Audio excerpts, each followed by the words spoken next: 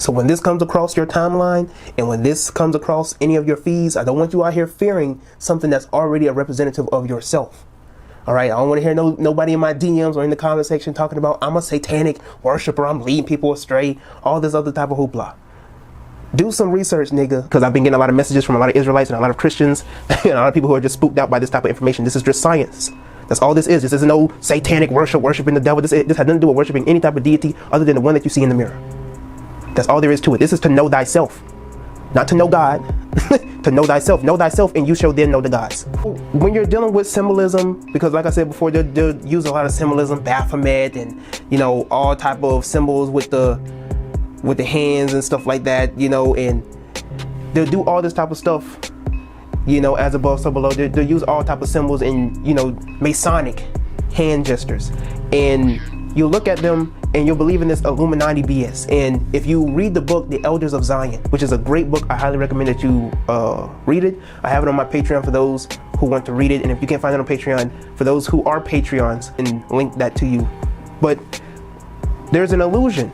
If people haven't read The Matrix or haven't watched the movie Matrix or aren't aware of the concept of The Matrix, this is all an illusion. When you look at the Illuminati, the recent thing that just happened with Travis Scott, I'm not going to say either or, and I'm not going to put anything out there to make myself look bad concerning the whole incident, but I just want you to be aware of distractions, okay? Because a lot of things when it concerns the Illuminati, something that's satanic and demonic and witchcraft, all this type of stuff that people will try to put together, and they'll just put something out there, some theories or whatever the case is out there, and say, oh, was a blood sacrifice, oh, this was a blood ritual, oh, he sold his soul to the devil. That could not be any farther from the truth than what it already is. See, something that was phrased and referenced in the Elders of Zion, they said that if you will have them believe that you worship the stars and other gods, do so in order to gain dominance. And I'm just paraphrasing. Do so in order to gain authority, dominance, and power. And that's what they do. They put these symbols in front of you like Baphomet and the pentagram and the hexagram. And they do all of this stuff to make you think that they're doing something that they're not. And these are distractions. They make you think that, oh, there's some satanic worship, demonic worship. I'm not saying that when dealing with the industry that there aren't certain things that happen behind closed doors. But for the most part, for the general part, all that stuff is just smoke and mirrors. It's distractions. And they do a great job of keeping you distracted. Hence why they're called media. The mainstream media, Medea.